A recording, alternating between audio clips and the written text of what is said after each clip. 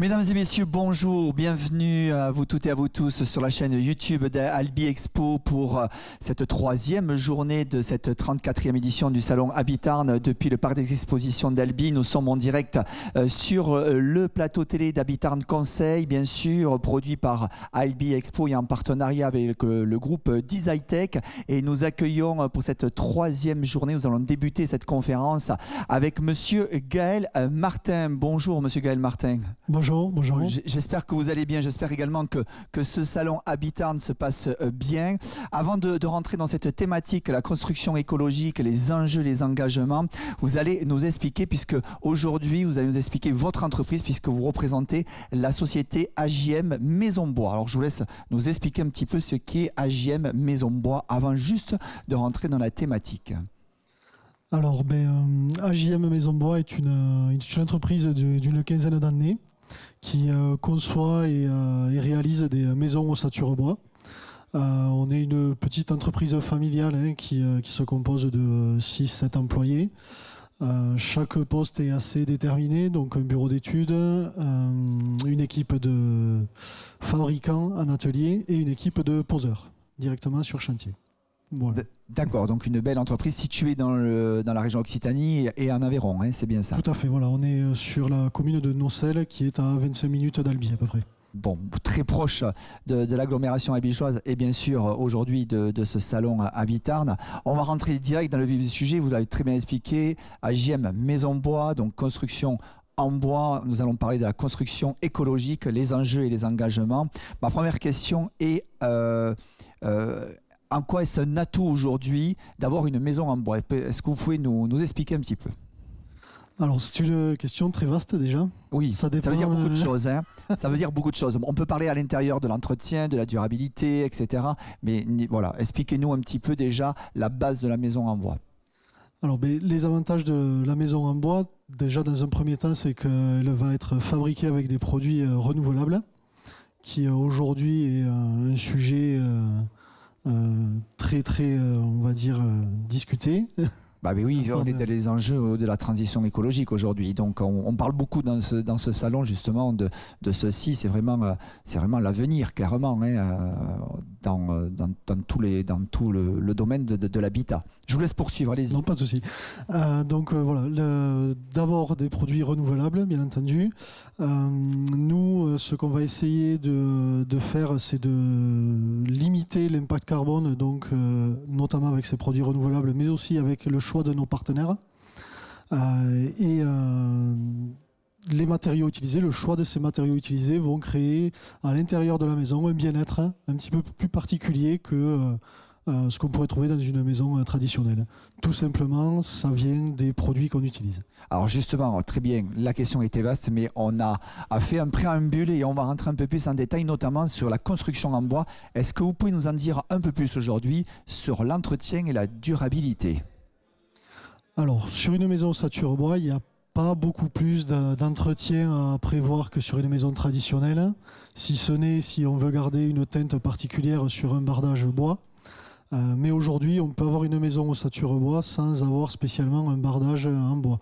On peut trouver quelque chose de très contemporain, on peut s'adapter à toutes les architectures et également tous les goûts, tous les choix des clients. Voilà. En ce qui concerne la durabilité, il n'y a pas forcément de limite. Hein. Aujourd'hui, on connaît tous des charpentes dans des cathédrales, des monuments qui sont réalisés en bois et qui ont des millénaires, quoi.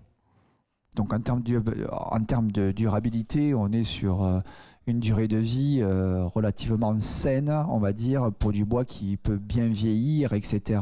Par rapport aux conditions météorologiques qu'on connaît aujourd'hui, forte chaleur, humidité, froid, il n'y a pas de problématique avec ces facteurs-là. On n'a pas spécialement de problématique à partir du moment où notre bois, comme une charpente, la charpente elle est au sec dans la maison. Si notre ossature reste au sec, on a la même durabilité qu'une maison traditionnelle ou autre.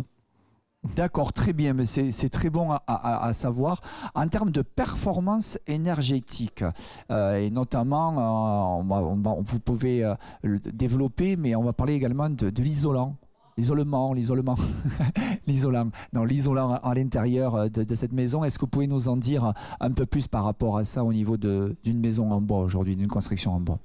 Alors, comme j'en ai un petit peu évoqué tout à l'heure, hein, nous, on va privilégier les produits renouvelables. Donc, notre isolation dans nos murs va être de la laine de bois, fibre de bois, produit renouvelable également. Donc, l'avantage de la laine de bois, c'est que par sa densité, elle va être déjà très performante.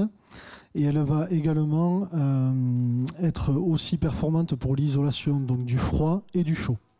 Donc en termes de confort, que ce soit été ou hiver, on a quand même pas mal d'avantages avec ce matériau-là.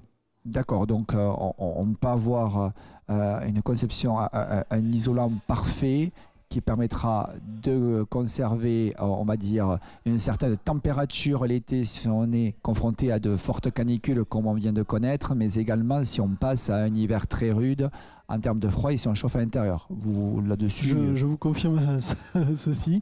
Forcément, tous les isolants ont aussi leurs limites, bien entendu. Hein.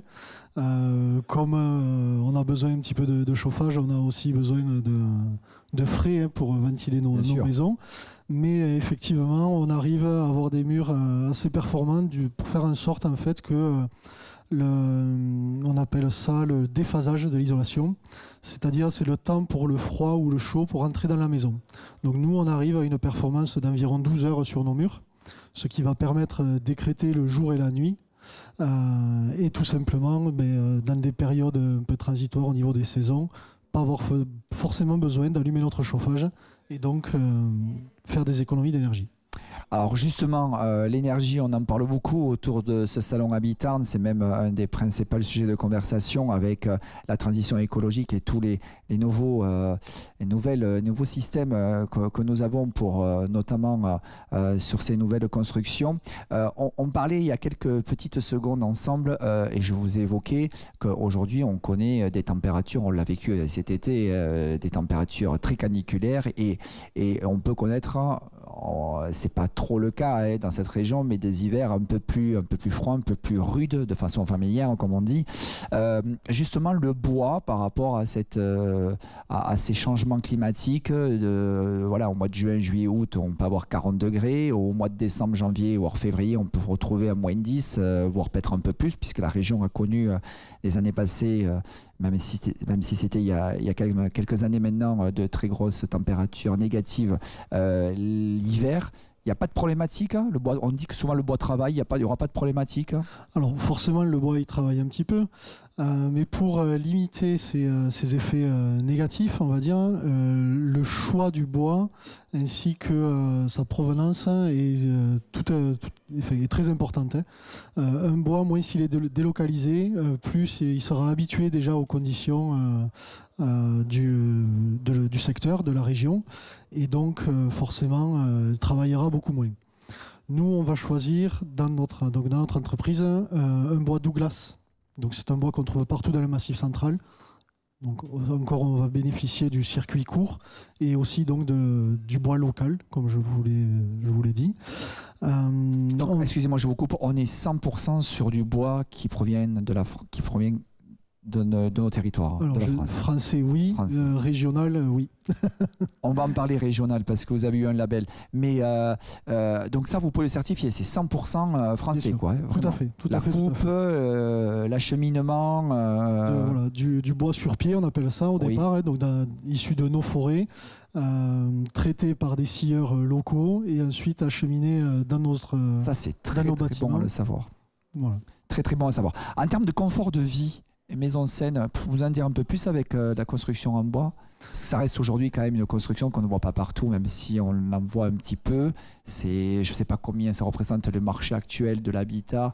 On est environ entre 15 et 18% D'accord, de la donc construction. ça commence à prendre quand même un certain développement dans cette filière-là. Mais parlez-nous un petit peu de ce confort de vie qu'on retrouve à l'intérieur avec une maison en bois.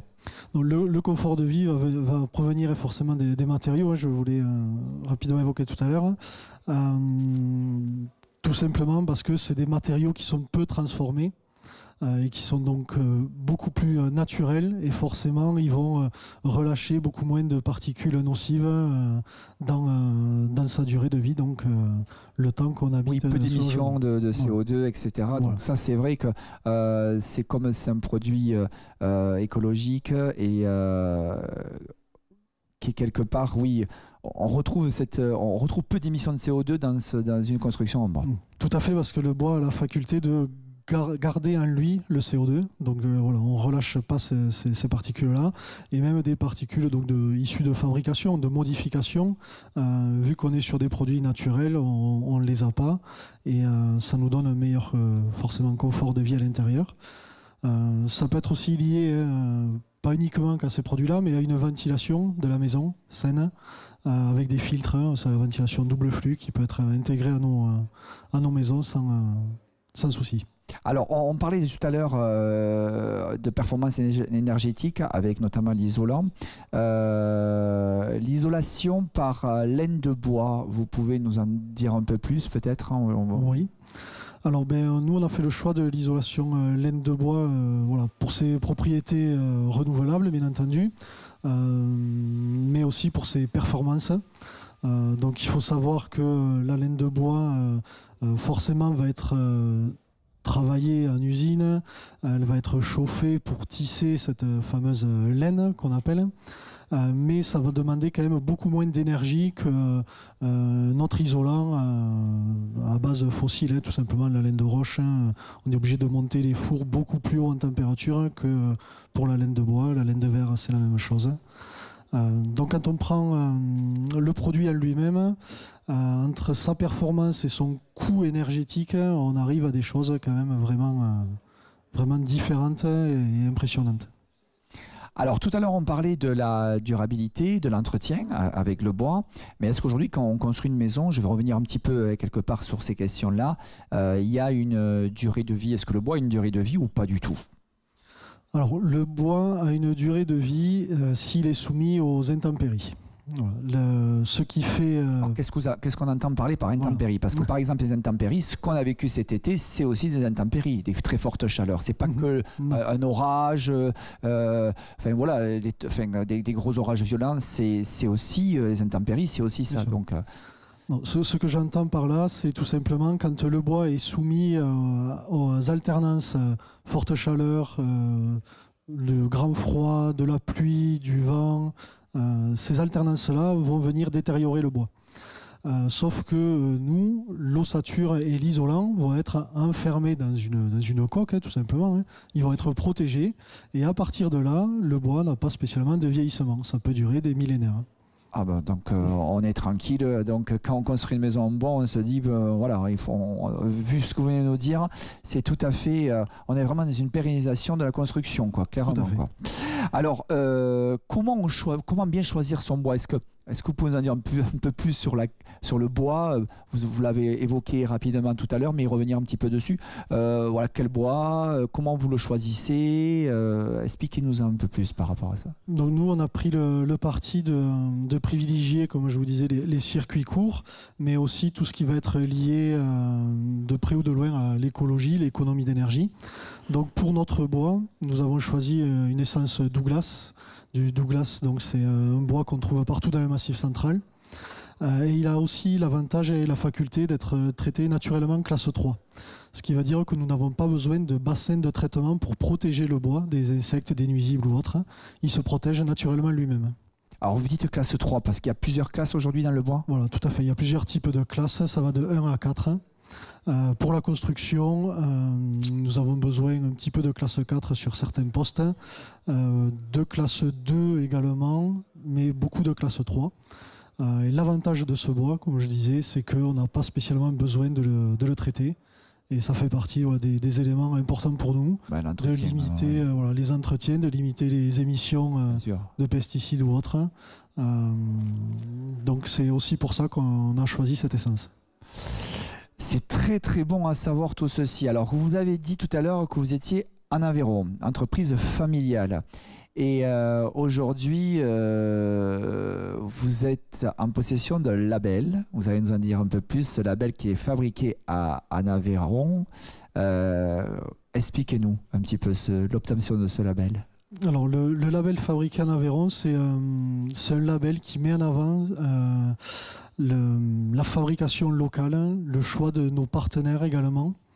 Alors nous, on a choisi de prétendre à l'obtention de ce label, tout simplement parce que c'est une démarche qui est compatible avec l'identité de l'entreprise, à savoir trouver des partenaires locaux, utiliser des matériaux également le plus proche possible. Alors c'est pas vrai pour tout, bien entendu, mais dans la plus grande partie des cas, et pour les plus gros matériaux utilisés, c'est ce qu'on va privilégier.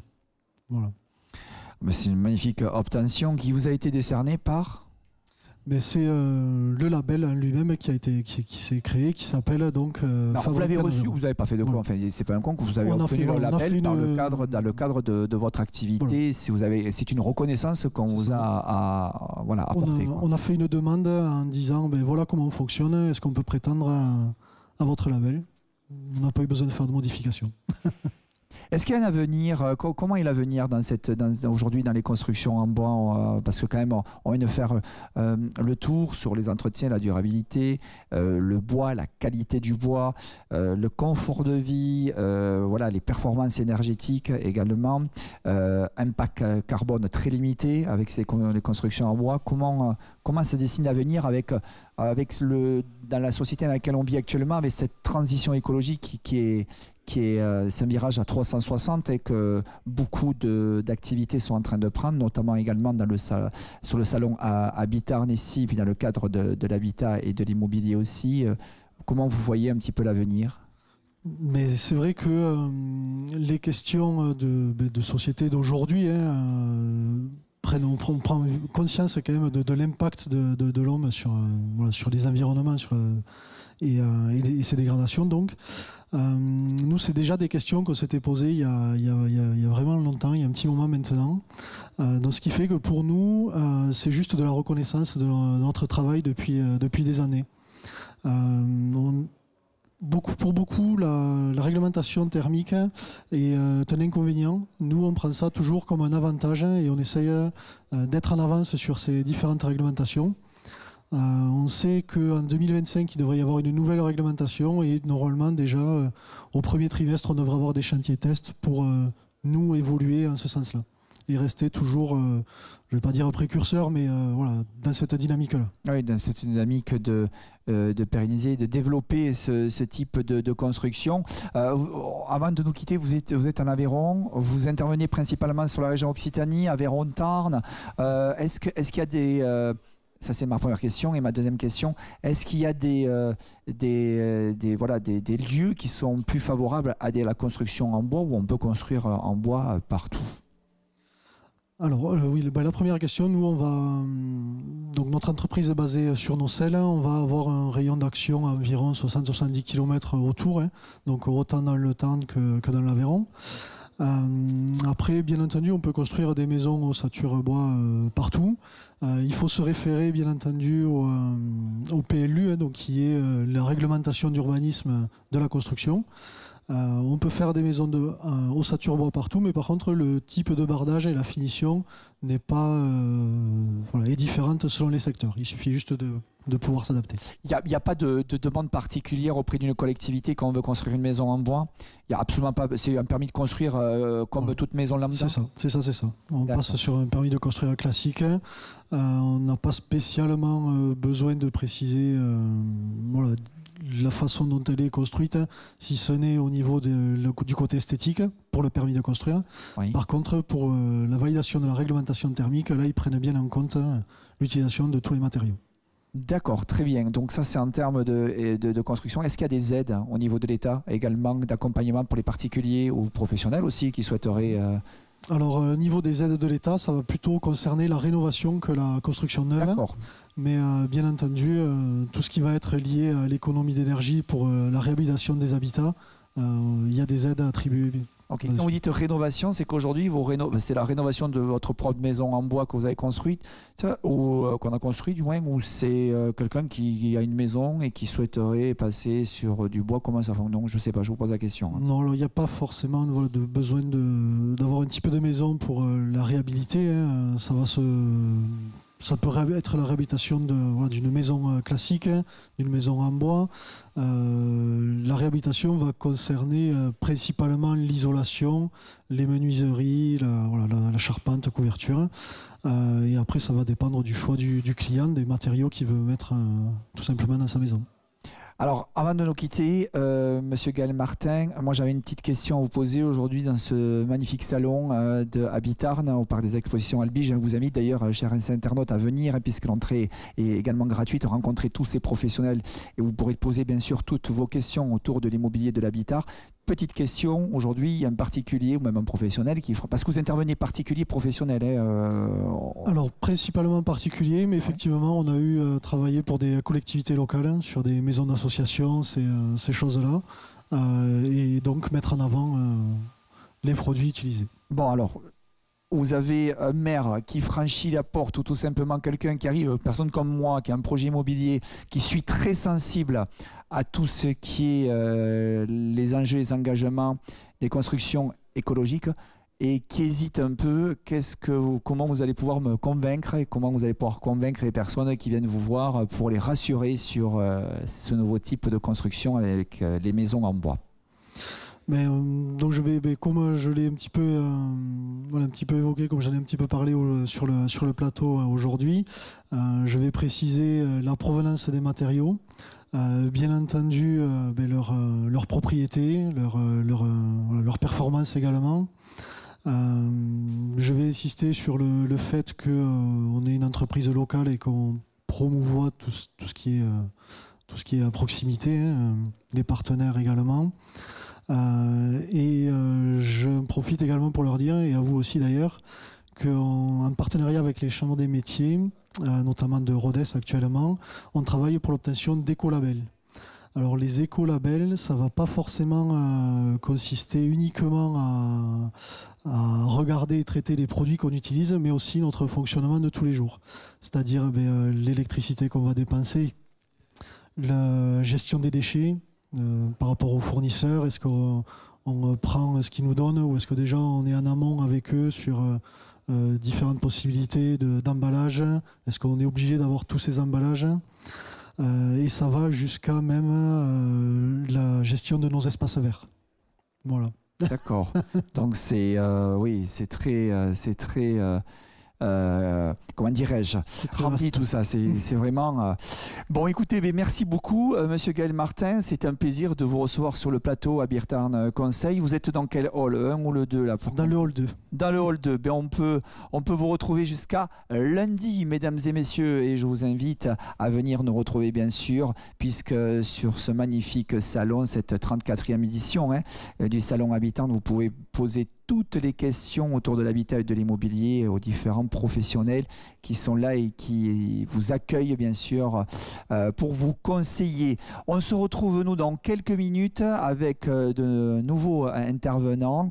Nous vous souhaitons bien sûr une excellente journée et on vous dit à tout à l'heure.